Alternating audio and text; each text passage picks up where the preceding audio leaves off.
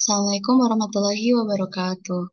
Perkenalkan, nama saya Tafia Regina Zahira dengan NIM G00239192 dari kelompok B1. Di sini saya akan menjelaskan beberapa hal yang sempat menjadi pertanyaan bagi saya ketika mempelajari materi reproduksi dan juga uropoetika. Yang pertama adalah bagaimana bisa terjadinya ereksi pada laki-laki. Setelah saya melakukan research lebih lanjut, ternyata ereksi pada penis itu dikontrol oleh sistem saraf parasimpatis dengan serabut aferen yaitu nervus dorsalis penis, nervus pudendus, kemudian ke cornu posterior segmen sakral dan masuk ke sentrum genital spinal, di mana rangsangan tersebut akan diolah dan akan dibawa kembali yaitu melalui serabut efferent nervus planchino-pelvici dan plexus cavernosus. Lalu untuk mekanisme ereksi sendiri, pertama itu adalah disebabkan oleh rangsangan seksual. Nah, rangsangan seksual itu akan dibawa oleh impuls parasimpatis. Nah, rangsangan parasimpatis ini dia akan melepaskan oksida nitrat, di mana oksida nitrat ini akan mengaktifkan enzim guanilil siklase. Nah, enzim guanilil siklase ini akan meningkatkan produksi dari guanosin monofosfat siklik dari GTP atau guanosin trifosfat. Guanosin monofosfat siklik ini akan merelaksasikan otot polos dan juga meningkatkan melebarkan arteri-arteri pada penis. Seperti yang kita tahu, terdapat arteri dorsalis penis dan juga arteri profunda penis. Nah, dengan melebarnya pembuluh darah dan relaksasi sinus otot polos, maka aliran darah ke dalam penis dia akan bertambah, menyebabkan uh, cavernae yang ada pada corpus cavernosa dia akan terisi oleh darah, dibantu oleh arteri helicinae cabang dari arteri profunda penis. Ketika cavernae terisi oleh darah, maka tunika albugenia di sekitarnya mereka akan menegang, kemudian akan menjepit dari vena dorsalis penis, di mana hal tersebut akan menutup aliran darah balik dari penis sehingga terjadilah ereksi. Kemudian setelah terjadi ereksi, terjadi suatu proses yaitu ejakulasi. Bagaimana sih prosesnya? Jadi untuk proses ejakulasi sendiri itu terjadi ketika rangsangan seksualnya menjadi amat sangat kuat. Nah, oleh karenanya rangsangan tersebut akan dibawa ke pusat refleks medula spinalis yang akan melepas impuls simpatis meninggalkan medula spinalis pada segmen torakal 12 hingga segmen lumbalis 2 yang akan berjalan menuju organ genital melalui plexus hipogastrik dan plexus saraf simpatis pelvis. Terjadilah emisi atau pembentukan cairan semen dari yang akan diejakulasikan nanti. Nah, emisi ini dimulai ketika vas deferens dia berkontraksi, membawa sperma yang sudah dihasilkan oleh testis dan juga dimatangkan oleh epididymis akan dibawa menuju ductus ejaculatorius. Nah, sebelum keluar dari ductus ejaculatorius, sperma tersebut akan bertemu dengan cairan dari vesika seminalis yang akan berkontraksi mengeluarkan sekretnya, di mana sekret dari vesika seminalis ini mengandung fruktosa, prostaglandin, dan juga enzim. Nah, itu akan berfungsi untuk memberikan nutrisi pada sperma tersebut. Kemudian ada kontraksi vas deferens dan korteksi vesika seminalis, itu hasilnya dia akan masuk menuju uretra pars prostatica. Di uretra pars prostatica, itu mereka akan bergabung dengan sekret dari kelenjar prostat, di mana prostat akan berkontraksi menghasilkan sekret yang berfungsi untuk motilitas dari sperma sendiri. Nah, campurannya itu dia akan terdorong lebih jauh menuju uretra pars membranacea, di mana di situ akan melewati diafragma urogenital dan bertemu oleh sekret dari kelenjar Cooper atau kelenjar bulbouretralis. Kelenjar Cooper atau kelenjar bulbouretralis ini akan menghasilkan sekret yang memiliki fungsi untuk pelicin atau lubrikan pada proses kopulasi. Nah, ketika terbentuklah cairan semen dari sperma, sekret dari cairan vesika seminalis, cairan kelenjar spotrat, dan juga kelenjar Kupfer, maka terbentuknya semen tersebut akan mengeluarkan sinyal sensoris yang dihantarkan melalui nervus pudendus ke regio sakral dari medula spinalis. Nah, sinyal sensoris ini akan merangsang kontraksi ritmis dari organa genitalia interna, juga menyebabkan kontraksi dari musculus ischio-cavernosus dan juga bulbo cavernosus. Tekanan yang ritmis itu yang akan menyebabkan ejakulasi dari cairan sperma. Nah, setelah proses ejakulasi ini, biasanya pada pasangan yang sudah menikah, ketika melakukan hubungan seksual, itu kan bisa terjadi proses kehamilan. Saya sempat bertanya-tanya, bagaimana proses kehamilan itu bisa terjadi dari setelah melakukan hubungan seksual. Ternyata setelah saya telusuri lebih lanjut, cairan yang sudah diejakulasikan ini di vagina akan dibawa melalui uterus hingga sampai ke tuba falopi.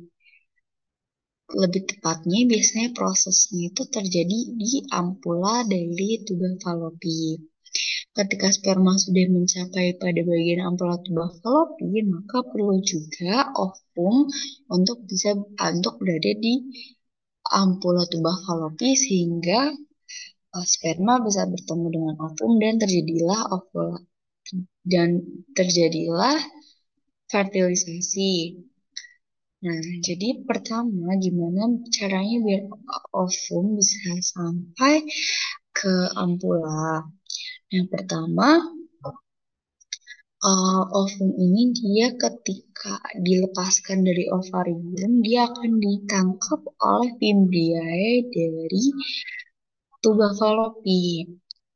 Nah, fibra itu akan menuntun ovum ke dalam oviduk. Lalu di oviduk, ovum akan didorong oleh kontraksi peristaltik dari silia menuju ke ampula. Kemudian ketika sudah bertemu di ampula, sperma perlu menembus dari ovum terlebih dahulu. Nah, sperma yang akan membuahi dia akan menembus corona radiata melalui enzim-enzim terikat membran yang terdapat dalam membran plasma pada kepala dari sperma dan berikatan dengan reseptor ZP3 pada zona pellucida. Nah, pengikatan sperma dengan reseptor ini dia akan memicu reaksi akrosom, yaitu saat enzim-enzim hidrolitik pada akrosom dibebaskan ke zona pellucida. Nah, enzim akrosomal dia akan mencerna zona pellucida, dia akan membentuk jalan untuk sperma dia masuk ke membran plasma ovum. Ketika sperma mencapai ovum, membran plasma kedua sel ini dia akan berfusi. Nah, kepala sperma dengan DNA-nya dia akhirnya akan memasuki sitoplasmanya dari ovum.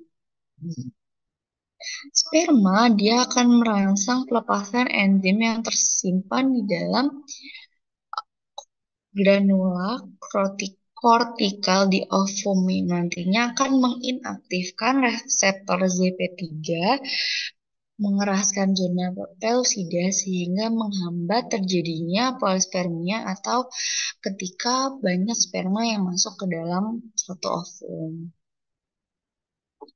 Setelah terjadilah fertilisasi, maka akan terbentuk yaitu zigot. Jadi dari pertama itu terjadi fertilisasi, kemudian hari pertama dan hari kedua itu terjadilah pembelahan mitosis pertama hingga terbentuk morula. Hari ketiga dan keempat itu bisa terjadi pelemasan konstruksi tuba uterina sehingga morula dia akan terdorong ke uterus. Pada hari kelima dan hari ketujuh, morula dia akan mengapung bebas di lumen uterus sambil dia melakukan pembelahan hingga menjadi blastokista. Nah, hingga pada hari ke-8 dan ke-9 terjadi implantasi blastokista di dinding endometrium. Lalu untuk proses nidasid sendiri itu terbagi menjadi 3, yaitu proses pendekatan dan penempelan, proses invasi, dan juga proses pembentukan sinapsis. Pada proses pendekatan penempelan, jadi ketika sudah mencapai rahim, zigot dia akan bergerak ke dinding rahim dan melekat pada endometrium atau lapisan dalam dari dinding rahim. Pada tahap ini, sel-sel trofoblast dari zigot akan mulai tumbuh dan menembus dari lapisan-lapisan endometrium untuk membentuk plasenta. Kemudian pada proses invasi, sel-sel trofoblast yang telah menembus endometrium kemudian akan menembus lebih dalam lagi ke dalam lapisan dinding rahim, yaitu lapisan basalis, sehingga disebut juga sebagai proses invasi sel-sel trofoblast. Kemudian proses yang ketiga adalah proses pembentukan sinapsis, di mana sel-sel trofoblast kemudian akan membentuk sinapsis dengan pembuluh darah maternal, yaitu arteri spiral yang terletak di dalam dinding rahim. Proses ini memungkinkan pasokan darah dan nutrisi dari ibu ke embrio. Kemudian, sel-sel trofoblast juga akan membentuk membran amnion yang berfungsi untuk melindungi janin dan cairan ketuban. Nah, sel-sel trofoblast ini juga membentuk membran korion, yaitu membran yang membungkus embrio dan juga plasentanya. Begitulah terjadinya proses fertilisasi hingga proses implantasi zigot pada dinding endometrium. Selanjutnya saya memiliki pertanyaan yang berkaitan dengan sistem uropoetika. Yang pertama itu adalah gimana sih alur dari perjalanan urin pada traktus urinarius kita atau pada saluran berkemih kita. Seperti yang kita tahu, pertama, urin itu terbentuk dari proses filtrasi, kemudian proses reabsorpsi atau mengambil kembali zat-zat yang dibutuhkan oleh tubuh, kemudian melalui proses augmentasi. Nah, kemudian setelah itu urin yang sudah terbentuk itu akan mengalir ke dalam ductus papillaris, masuk ke calyx minor, kemudian masuk ke calyx major, dan ke pelvis ginjal. Akhirnya akan meninggalkan ginjal melalui saluran panjangnya ini, yaitu saluran ureter. Setelah dari ureter, maka urin yang udah terbentuk, dia akan ditampung terlebih dahulu pada kandung kemih atau vesika urinaria. Nah, saat vesika urinarianya dia sudah penuh, maka urin akan dikeluarkan melalui uretra saluran uretra menuju orifisium uretra eksternum. Pada laki-laki dan perempuan sendiri, uretranya itu memiliki ukuran yang berbeda. Kalau pada perempuan, uretranya cenderung lebih pendek, sekitar 4-5 cm. Sedangkan pada laki-laki, uretranya cenderung lebih panjang, yaitu sekitar 18 cm. Nah, kemudian gimana sih vesika urinaria itu dia em, berproses hingga dia akan mengeluarkan urin. Jadi saat proses berkemih, vesika urinaria dia akan berkontraksi untuk mendorong urin menuju uretra. Dia akan diatur oleh sistem saraf simpatis segmen sakralis 2 hingga sakralis 4. Nah, otot-ototnya dia akan berkontraksi. Nah, sebaliknya jika sedang menahan untuk berkemih, maka vesika urinaria dia akan berelaksasi untuk menahan urin agar tidak keluar menuju uretra. Nah, proses tersebut diatur oleh saraf simpatis segmen torakal 11 hingga segmen torakal 12. Nah, pada proses berkemih di mana kontraksi pada vesika urinaria, maka lumen di vesika urinaria sendiri dia akan uh, berlipat.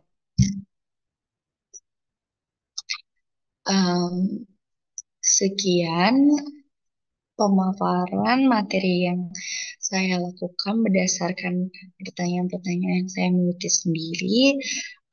Terima kasih. Assalamualaikum warahmatullahi wabarakatuh.